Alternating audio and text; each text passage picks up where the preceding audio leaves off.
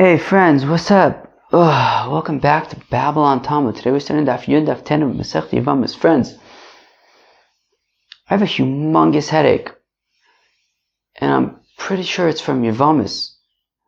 And I can't find the ibuprofen over here. I don't know what happened to it. Somehow it got lost. I don't know where it is.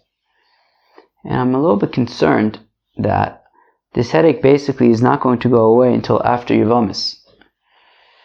Oh my gosh. Yeah. Oof. My brain is, what should I say? Certainly broken. I think my brain is just kind of saying like, yo, what the heck? Like, I was just kind of chilling until like a few days ago and like, what did you do to me? And so my brain, I think, is like a shtickle, kind of like, I ain't doing this. But, we don't really have a choice over here. So, I hope that, what I do kind of hope is that my brain is going to get stronger from all of this. I hope so. Anyways, friends, what are we talking about today? Hard stuff. Well, I don't know how hard it is. It's hard to tell. As I was saying, my brain is broken, so it's kind of hard to tell what's what. But, I'll try my best. And, but anyways, my brain's broken. So we're going to talk about Reuven and Shimon and Levi and Yehuda and Sarah and Rivka and all of our friends. Well, here we go. So yesterday we were talking about basically Levi had approached Rebbe and said, "Hey Rebbe,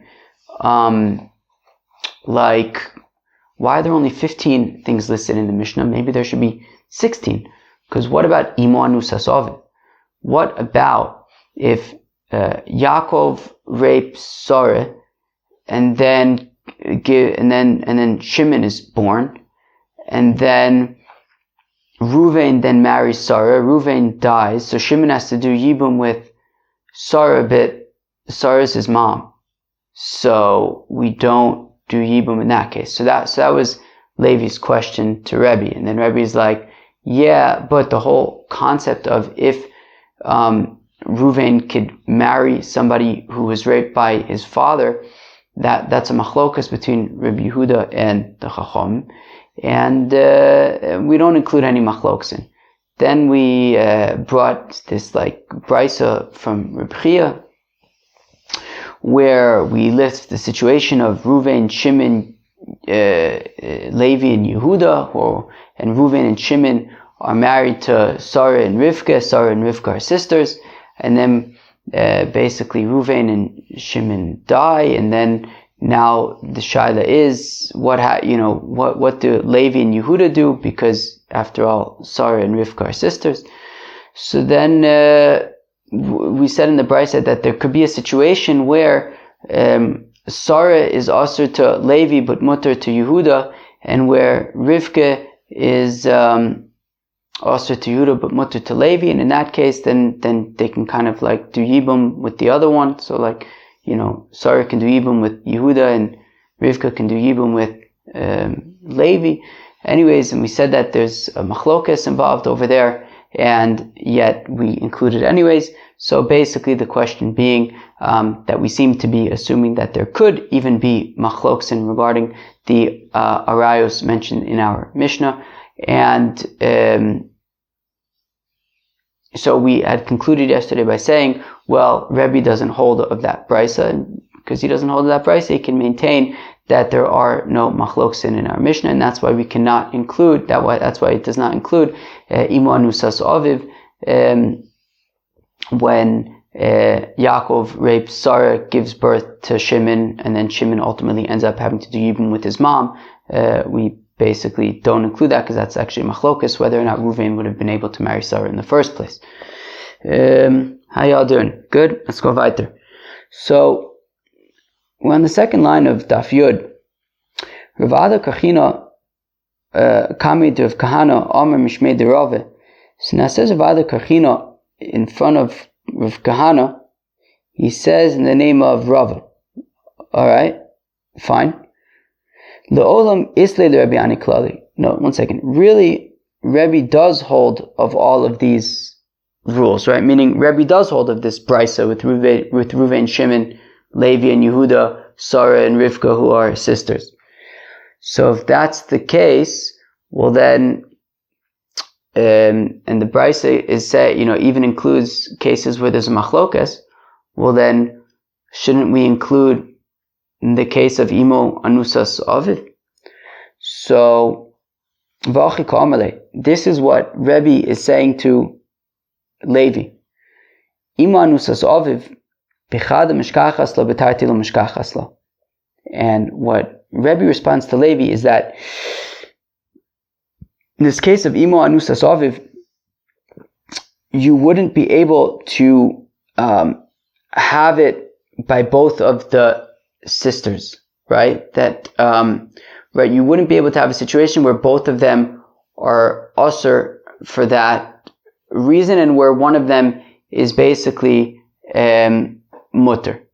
So you wouldn't actually be able to kind of have a situation where you have Rachel, Sarah, and Rivka as sisters, meaning, so yes, sure, we can have the situation where, as I just described, how you can have imo anusas aviv, right? Yaakov rapes Sarah, gives birth to Shimon, Reuven marries Sarah, Reuven dies, now Shimon has to do yibum with his mom, and we say that doesn't work, fine.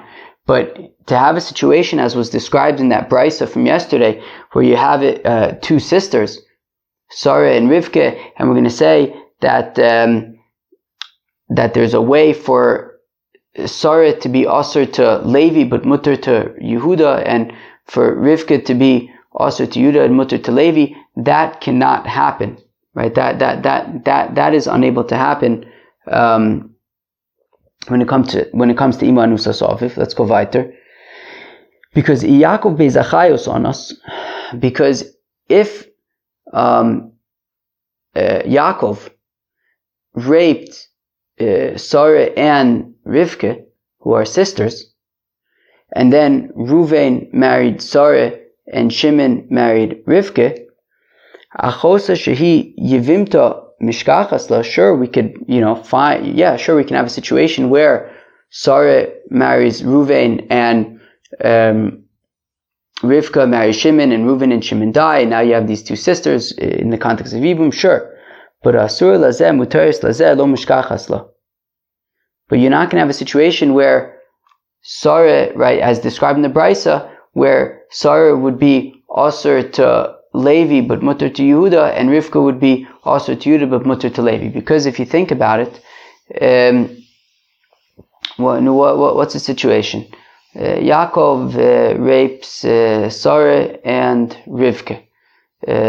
Okay, and Sarah and Rivka are sisters. Okay, Reuven then marries Sarah. Shimon marries Rivka. Okay, Reuven and Shimon tragically die in some kind of accident.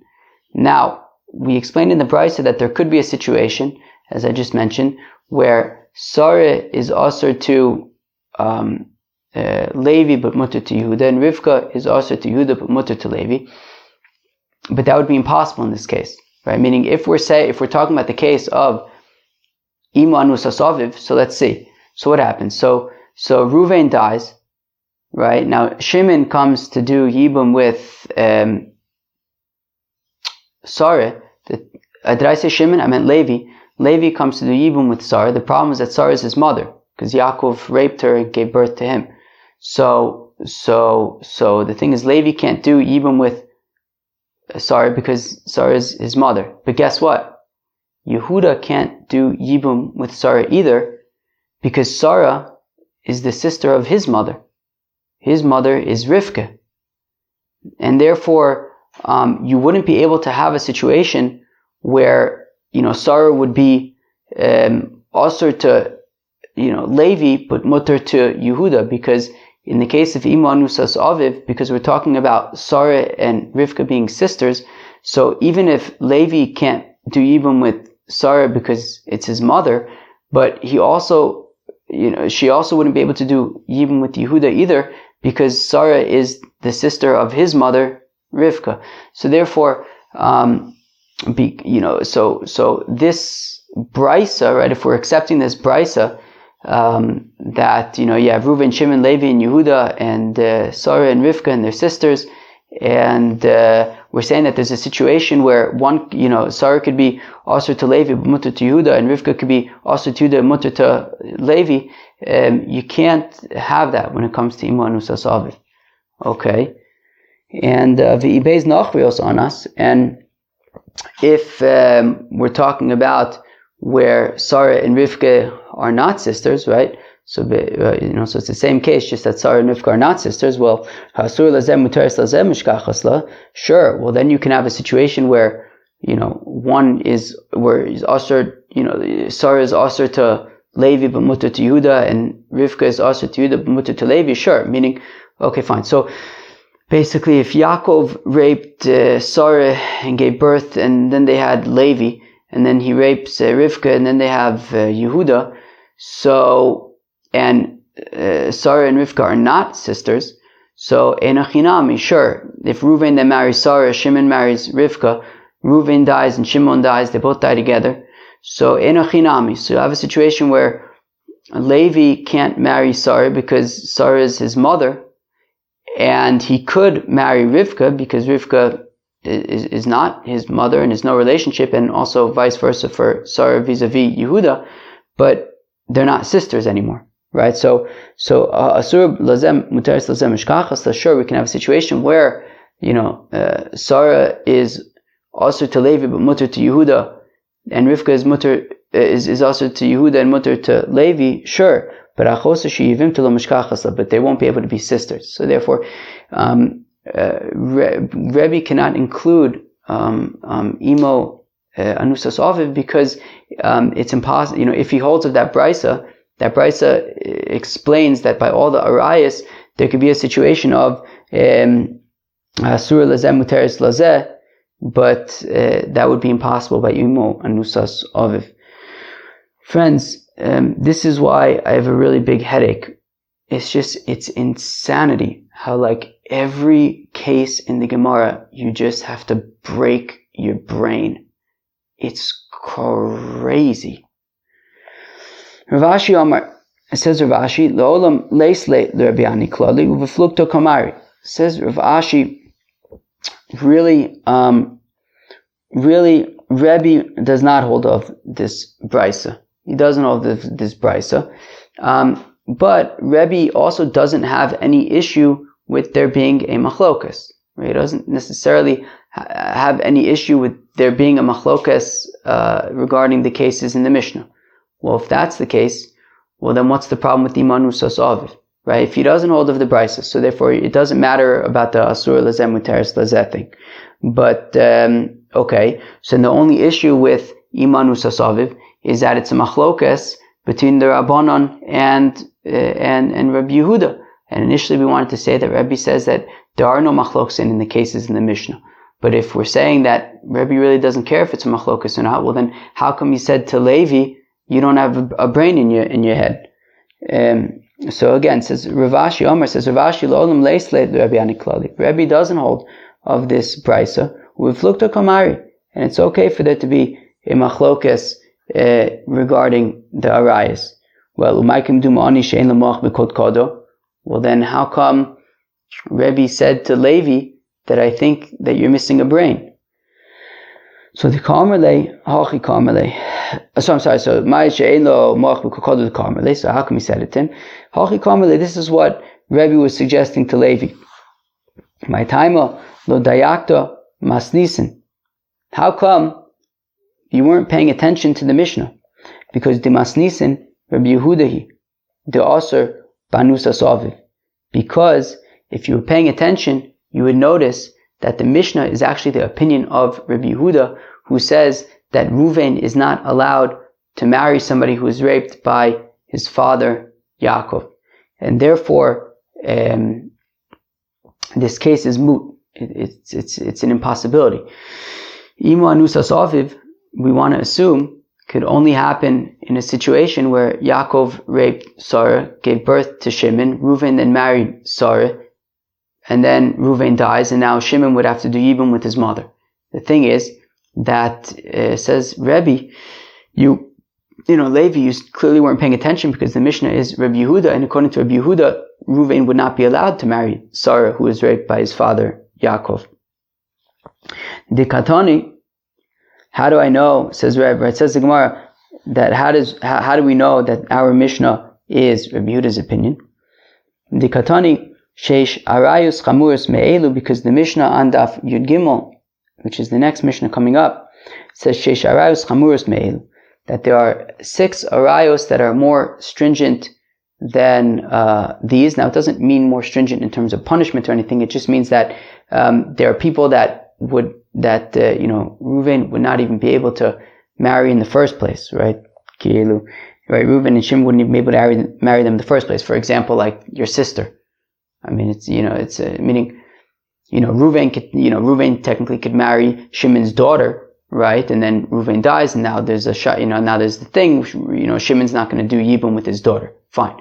But, there are people like sisters, Reuven can't marry his sister. So like that's a kind of erva that's just not even relevant, bichlal, can't even come to that. So Sheish Arayos Chamuros Me'elu, there are 6 arayos that are even more stringent than these 15. Because they have to be married to somebody else. They would never be able to be married to your sibling. So we're saying mutaros, and in this case, you're allowed to marry their tzara. So for example, your sister, right? You can't marry your sister. Memele, obviously your sister is going to be marrying some other random person. So if she is married to that other random person, and there's a co-wife there, so, Reuven and Shimon, they would be able to marry the co-wife of their sister, who's obviously married to some random dude. So in that case, the tzaros would be permitted. So now, we give 3 examples of who these sort of more stringent relationships would be. Imo ve'eshesav v'achosaviv, and included in that Mishnah are his mother, right, their mother, ve'eshesaviv, or the wife of their father, v'achosaviv, or the sister of their father. Now, my imo. So we just listed mother, right? That we said that these arayu situations can never happen with their mother. If we're talking about their mother, right, Reuven and Shimon's mother, who's married to their father, well then hainu eshesaviv. Well, that's the second case that's listed, which is the father's wife. So elalav anusa saviv.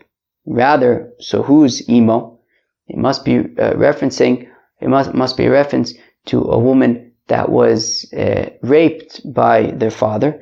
Vikatani mipnei she'en nesuas lacherim, and we're listing anusa saviv as somebody who must be married to somebody else and cannot be married to them.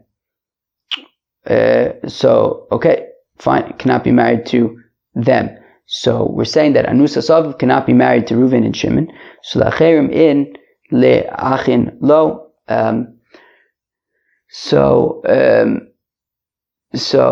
Meaning a situation, so a situation where like Levi or let's say Shimon would fall to Yibum, a situation where it's his mother. We're saying it's not talking about his mother who's married to his father, so we're saying it must be Anusas Aviv. And we're saying that Anusas Aviv it would not be able to be married to Reuven, so then Manchamasle, Tiesle Haisvar, who is the opinion who says that Reuven would not be allowed to marry Anusas Aviv. So, Rabbi Yehuda, it's Rabbi Yehuda da Asur Banusas Aviv, who says that Reuven is not allowed to marry a woman who was raped by his father Yaakov. So, Mishum Hachi lo tani lei. And therefore, for that reason, it is not listed in the Mishnah, because since this Mishnah is the opinion of Rabbi Yehuda, and Rabbi Yehuda's opinion is that Reuven is not allowed to marry a woman raped by his father Yaakov, that is why we do not include in our Mishnah Imo Anusas Aviv, because according to Rabbi Yehuda, it's an impossibility. Amar Ravina Ravashi, says Ravina to Ravashi, Rabbi Yehuda Nam Mishkach Hasla. But even according to Rabbi Yehuda, you could still have such a case. You could still have Imo Anusas Aviv. How? And the Aviv V'Nosif. Well, if he did it anyways, right? Sure, Einachinami, Reuven is not allowed to marry Sarah if Sarah was raped by Reuven's father Yaakov. Okay, fine. He's not allowed to. But what if he did? What if he did? And then he marries Sarah, it's just a lav. It's not like a chiyuv karis or anything. It's just a lav, and kedushin would be tofes. So theoretically, even though he did the wrong thing, he would still technically be married to Sarah. And if he dies without children, so Shimon would, have the situation where, he's got to do yibum. Theoretically, there would be yibum with his mother, which we say wouldn't work. So di'i lo katani. So yeah, but that we're not including in the Mishnah a situation that if Ruvain went against the rules and married Sarah, anyways, we're not talking about that situation. Rav Ashi le Rav Kahana. Rav Ashi says to Rav Kahana, below di'i nami mishkan chaslan. And then Rav Ashi points out to Rav Kahana that also we could actually even have that situation we could have the situation of imo anusas aviv even without Ruvain having to go against the rules and marry Sarah, who was raped by Yaakov, because meaning if we're saying that the whole reason why we don't include or why we exclude imo anusas aviv is because our Mishnah's opinion of Rabbi Yehuda, and then the only way for imo anusas aviv would be for Ruvain to marry Sarah, who was raped by Yaakov, and that's not allowed. So therefore, we don't include it. Meaning, according to Rabbi Yehuda, it's not allowed. Therefore, it's not included in the Mishnah. But Rav Ashi points out that's not the only way to have Shimon be in a situation where he would be doing yibum with his mother, who was raped by his father. You can have it without Ruvain having to marry Sarah, who was raped by his father Yaakov. Mishkachas lo, we find it in the following way: Yaakov onas kalosov olid mimena ben. Well, what if Ruvain was married to Sarah? Okay, great. Ruvain's married to Sarah. Awesome. Now comes along Yaakov and he rapes his daughter-in-law Sarah and gives birth to Shimon. And then Ruvain dies.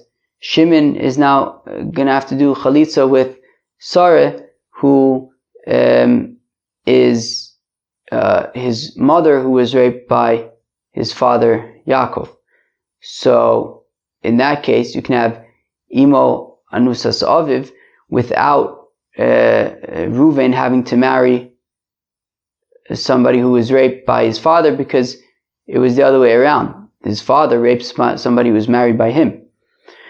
So, right, umeis Ruvain b'lobanim, Ruvain dies without children, v'naflala kamei bra, and now Sarah is a yibum candidate with her son Shimon. Umigo de'ihi asira, Sarasa nami asira, and since Sarah would not be allowed to do yibum with Shimon because it's her son, so also any co-wives would not do yibum with Shimon. No. So there you go. So Rav Ashi points out that even if we say that the Mishnah is Rabbi Yehuda, you still could have a situation of imo anusas aviv without Reuven having to marry somebody raped by his father Yaakov. So, and for the Gemara, Amale ba'achosa de atera kamairi, ba'achosa de isura lo kamairi. I'm sorry, that we're talking about in the Mishnah, relationships that came about in permitted ways, right? For example, Ruvain married Sarah, who's Shimon's daughter, okay, that's allowed, right? We're not talking about these kind of scenarios that came about through, in impermitted ways, and therefore there isn't really a way, if the Mishnah is Rabbi Yehuda, there isn't really a way to have a situation, like a clean way, well, clean, I guess, is relative right over here, in this case. But there isn't really a way to have kind of just like a straightforward case of how you would have imo anusas aviv, and therefore it's not included. Okay. It says the Gemara, V'afal pichein bod kol Levi b'masnisen. Even so, Levi included this case of imo anusas aviv in sort of his brisa, which is super interesting. I mean, apparently, I guess Levi had his own sort of collection of brises. And when, in this brisa, Levi Taka included imo anusas aviv.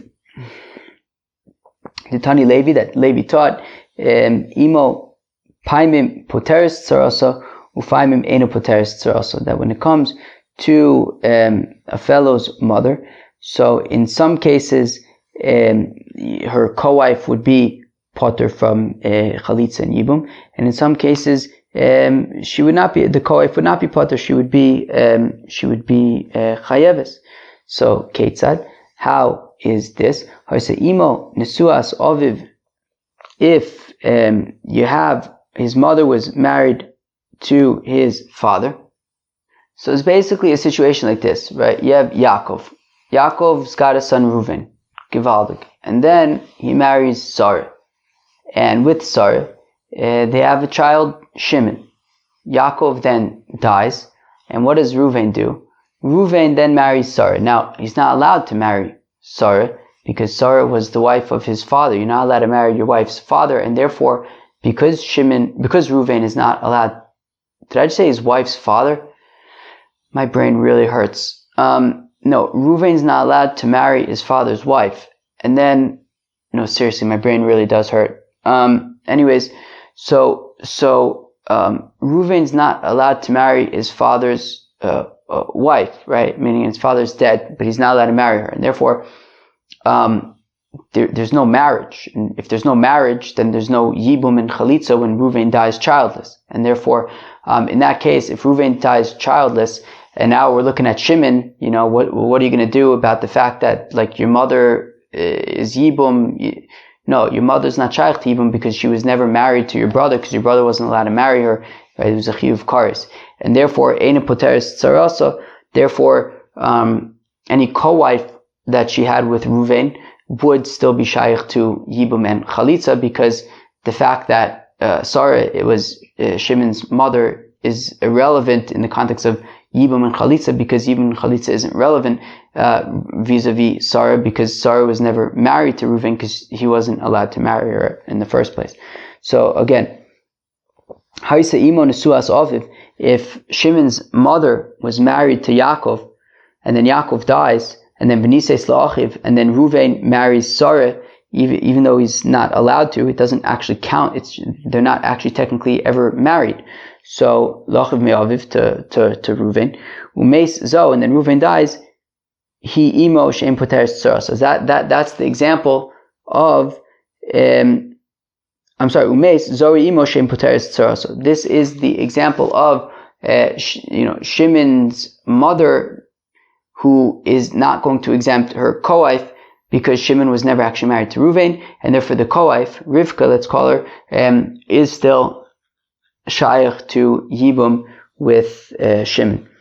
Haisa'imo anusas aviv. But if you have a situation where Yaakov rapes Sarah, gives birth to Shimon, and then Reuven marries Sarah, and then Reuven dies, so then that would be a situation where Shimon would not do yibum with his mother, and then any co-wife, let's call her Rivka, would be potter from doing yibum as well.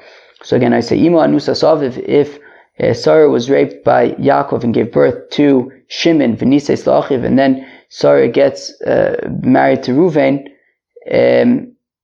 so then la'achiv me'aviv, fine, umeis, and then Reuven dies, zoi imo shepoteres tzara. So this is an example where, Shimon would not do yibum with his mother, and any co-wife, Rivka, would also be potter from yibum and chalitza. V'afal pi sheshanu chacham b'mishnaseinu chamish esrei, yesh lanu losif sheish esrei kigonzo. And even though our Mishnah listed 15 examples, there is a 16th, i.e., this example of iman musas aviv. Amar Rish Lakish l'Rabbi Yochanan. Now Rish Lakish says to Rabbi Yochanan, the Levi. So according to Levi, the Amar inami katani. So according to Levi, who says that even though the Mishnah is Rabbi Yehuda, and Reuven would not be allowed to marry Sarah, who was raped by his father Yaakov, and therefore it wouldn't technically be possible to have a situation where Reuven then marries Sarah and then dies, and then Shimon needs to do yibum with his mother. That can happen. But Levi says nonetheless, technically Reuven could do the Avera anyways, could be over on the Lav anyways, and go ahead and marry Sarah.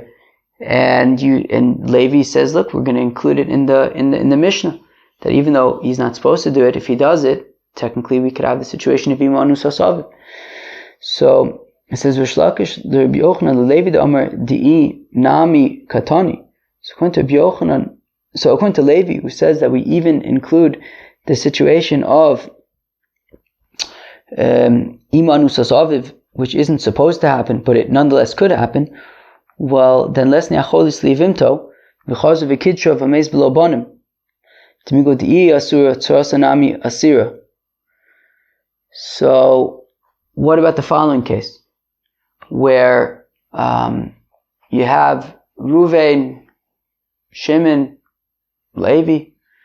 So Reuven is married to Sarah. Reuven dies. Now, Sarah, it needs to do Yibum or Chalitza with Shimon. Now, Shimon already has a wife, Rivka. Now, Shimon decides, you know what? He's just going to do Chalitza, or whatever it is. They do Chalitza. Now, once Shimon does Chalitza with Sarah, so then, that's it. It's over. Sarah, Yibum, Chalitza, this whole thing is behind them.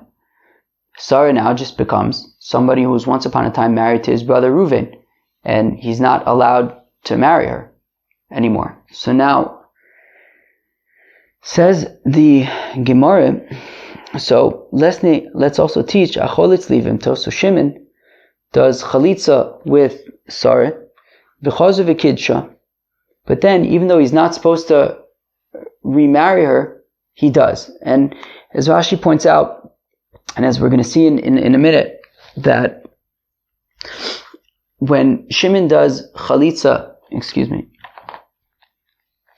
when Shimon does Chalitza with Sarah, so he's not allowed to remarry Sarah, but it's only a lav. It's not a chiyuv karis, right? As the pasuk says, Asher lo yivne, and we're going to see it in a minute, but Asher lo yivne is beis achiv, right? That when you do chalitza, you say, okay, well, I guess we're not going to build the house of his brother. Kevin shalobana shuv lo yivne. I just read Rashi that if he decides he's not going to marry, do yibum with Sarah, well then that's it. It's over.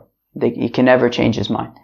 So therefore, once Shimon does chalitza with Sarah, so he's not allowed to remarry her. But if he does, so then it's just a lav, and they would technically be married. So therefore, Rish Lakish is asking Rabbi Yochanan. So I'm going to read it again. The Levi de Amar the Inami Katane, that you can even have situations in the Mishnah that aren't allowed, but technically could happen anyways. So let's also include when Shimon does Yibum with Sarah. When Shimon does Chalitza with Sarah, and then even though he's not supposed to, V'chazu v'kidsha, he married her after Chalitza, V'meis below banim, and then Shimon now dies and they don't have children, and now Shimon also has a co-wife Rivka, Demigo de'i asura, and since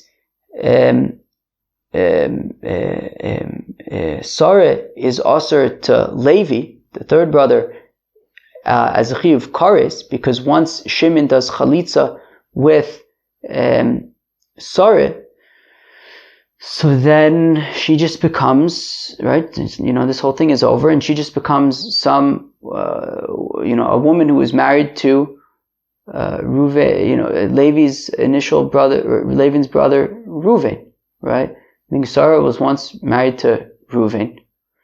Now, if Shimon does chalitza with Sarah, so she's just a woman who was once married, so vis-a-vis Levi, Sarah is just a woman who was once married to his brother Reuven, and he's not allowed to marry her, and if he does, there's a chiyuv kares. Now, vis-a-vis Shimon, we say it's just a lav, right? It's a lo saseh, but according vis-a-vis Levi, it's a chiyuv kares. So why don't we say that now when Shimon dies without children, so demigo de'i asura, that since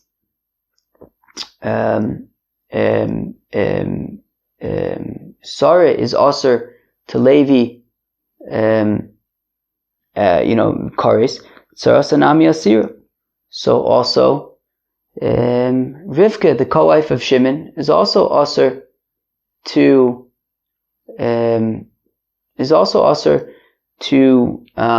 Levi. So Amarle, right, Rabbi Yochanan says the Fisheina b'tzaras tzar because she's not in tzaras tzar, right? Meaning, our Mishnah was talking about situations where, so for example, if we had Ruvain was married to Sarah and to Rivka. Now Sarah is the daughter of Ruvain's brother Shimon. If Ruvain dies, so we said that Shimon doesn't do chalitza or yibum with his daughter Sarah, and nor does he do yibum or chalitza with Sarah's co-wife Rivka. But then we talked about what if Rivka then marries Levi. Now the thing is, in this case, when Shimon did chalitza with Sarah and then went back and married her, so in this case, and we're going to explain in a few minutes, but in this case, not only would Levi be unable to do yibum with Sarah, it would be a chiyuv kares, but he can't even do it with Rivka either, and none of the brothers can have any relationship with Rivka either, and therefore, because we can't have right, and it would be a chiyuv kares, and therefore, because we can't have a situation of tzaras tzara over here, so then, right, where like Rivka would go and marry one of the other brothers, that can't happen in this case, so that's why we do not include it in the Mishnah.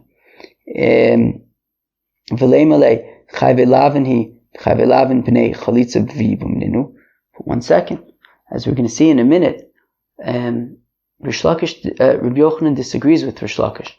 Rabbi Yochanan actually holds that the relationship between Sarah and Levi is that of a lav, meaning just like after Shimon, right? Once Shimon does chalitza with Sarah, so we said that Shimon is no longer now allowed to marry Sarah, but if he does, it's a lav, it's a mitzvah lo saseh. So now, Rish Lakish held that, yeah, for Shimon it's a mitzvah lo saseh, but for Levi it would be a chiyuv kares. Rabbi Yochanan disagrees. Rabbi Yochanan says that just like it's a lo saseh for Shimon, it's also a lo saseh for Levi. So therefore, what the Gemara wants to know is, V'leimale, let Rabbi Yochanan respond to Rish Lakish and say, Chayve lavani. Well, what do you mean that it's going to be that Sarah is also to Levi? After all, once Shimon does chalitza with Sarah, so then the relationship between Levi, just like the relationship between Shimon and Sarah would be a lav. So once Shimon does chalitza with Sarah, so then he's not allowed to marry Sarah. But if he does, so he's over on a lav. And when Shimon marries Sarah, so then he married somebody who wasn't allowed to, but it still counts as a marriage. And if Shimon now dies, so then Levi would do chalitza with Sarah. No, I'm sorry, I made a mistake. Right, so once Shimon does chalitza with Sarah, so then that kind of breaks up that like whole yibum chalitza thing. So now what happens is that Shimon's not allowed to remarry Sarah, and also all of the brothers now have a lav against doing yibum or marrying in any way Sarah, because that whole thing got broken off when Shimon did the chalitza. Now, if Shimon now remarries Sarah and then Shimon dies, so now what happens is, well, the relationship between Sarah and the other brothers is a lav, and Yibum would apply even in a situation of a lav. Because we learn out the erva situations that aren't allowed from achos isha, from your wife's sister, which is a chiyuv kares. But in this case, once Shimon does chalitza with Sarah, so a lo saseh is now created between Sarah and all the brothers, and therefore when Shimon dies after marrying Sarah, which he wasn't supposed to do, now there's a lo saseh between all the brothers and Sarah, and the yibum would override that lo taseh, and they would do there would be yibum and chalitza. So therefore, the Gemara wants to know, why didn't Rabbi Yochanan respond to Rish Lakish like that? Meaning Rish Lakish suggested that maybe this situation of chalitza, where he did chalitza then remarried, should be included in the Mishnah. Why didn't Rabbi Yochanan just say, no, it shouldn't be included in the Mishnah, because in that case you actually would do yibum and chalitza, because it's only lav, because after all, that's Rabbi Yochanan's opinion here. And so answers the Gemara, the Dvar of Ka'amar Lei. So, because Rabbi Yochanan acknowledged that there's a difference of opinion between him and Rish Lakish, and he was answering Rish Lakish based on Rish Lakish's view, not his own view. But so the Dvar of Ka'amar Lei, the Didi Chayve Lavin Heim, according to me, I say that they're Chayve Lavin, B'Chayve Lavin B'nei Chalitza Vibum Nenu, and people that would be over in the Lav nonetheless would do Yibum and Chalitza. And according to you, however, that you say that the relationship between Levi and Sarah would be that of Karis, even so, still it shouldn't be listed in the Mishnah, because the relationship between Levi and and all the brothers and Rivka would be that of Karis, and therefore it wouldn't be Sarah. And we need, in the Mishnah we're talking about that there has to be the possibility of Sarah, that they can go to one, and marry one of the other, or the Yubim with one of the other siblings. Itmar was stated, Acholitz li'ivimto, somebody does chalitza with a Yavam, so Shimon does chalitza with Sarah, because of a kitcha, and then he married her. Rish Lakish says, Rish Lakish, who ein chayav ala chalutza karis. So Shimon is not chayav karis for remarrying, for marrying Sarah after doing chalitza. Ve'achin chayav ala chalutza karis, but the brothers would be chayav karis if they marry Sarah, because once Shimon did chalitza, then the whole yibum chalitza thing is called off, and now it's just somebody who was once married to their brother, and it's also a chiyuv karis. And when it comes to Rivka, right, if Shimon was married to Rivka, so then all of the brothers would be chayiv karis for right. So bein hu bein achim chayovin. So whether he, so when it comes to the tzara, kilu Ruvain's right. So if Ruvain had two wives, right? So Sarah and Rivka. So then once Shimon does chalitza with Sarah, so then all that stuff is over, and then Rivka also just becomes like somebody who was originally married to Reuven, and therefore he would be chayiv kares for being with Rivka and also any of the other brothers. So alatzara, so beinu beinu achim chayiv al alatzara kares. Rabbi Yochanan Omer says, Rabbi Yochanan beinu beinu achim einon chayiv lo ala chalutza kares v'al atzara kares. And Rabbi Yochanan says, whether it's him or whether it is the other brothers, so whether it's for Sarah or whether it's for Rivka, they would not be chayiv kares. My time Rish Lakish, what's Rish Lakish's reasoning? Amrukah, the pasuk says that in the context of chalitza, it says that you're not planning to build the house of your brother. Well, once you don't build it once, if you do chalitza, then you can no longer remarry. So says Rish Lakish, that only applies to Shimon. But the brothers, once chalitza happens, it's going to be kares. And it's only with regard to Sarah that it's alav with Shimon. But in terms of Rivka, it would be a chiyuv kares. Rabbi Yochanan mi'ika midi. Rabbi Yochanan says, how could it be that there's something to make kari by haichalitz, be by haichalitz, that originally, Shimon could have done chalitza or yibum, Levi could have done chalitza or yibum, be by the haichalitz, kilu, Sarah could have done yibum or chalitza with, Levi, with Shimon, Rivka the same. V'hashta koi ala b'karis, now it's a chiv karis. Ela iu shlichusa da'achim kavod iu shlichusa d'tzar ka'avda. Rather, when Shimon does chalitza or yibum, he's acting as the shaliach of all the brothers. And also the same with Sarah. When she does yibum or chalitza, she's acting as the shliach, the messenger of all the tzaras, all the co-wives, and therefore the same rule would apply to all of them. Somebody does, so Shimon does chalitza with Sarah v'chazav v'kitsha, and then he remarries her v'meis, and then he dies tzricha chalitza. So then she needs to do chalitza min ha'achim from the brothers. Yisham ladidi. So I understand according to me, damina chayvi laveninu, that I say that it's just a chiyuv lav with the others. So hanu tzricha chalitza. I understand why they would have to be chalitza min ha'achim from the brothers, because it's only a chiyuv lav. Ella ladidach amay tzricha chalitza. But according to you, that you say with the other brothers it's a chiyuv karis, why would there have to be chalitza between Sarah and the brothers of the Taimich? For 1 second, according to Rabbi Yochanan, Ema Seifa, if we can continue in the Brisa, it says, that if one of the brothers was Mekadesh, her Ein Lo Olav Klum, it doesn't count at all. Then if it's only a Chiyuv Lav, why doesn't it count at all? Well, the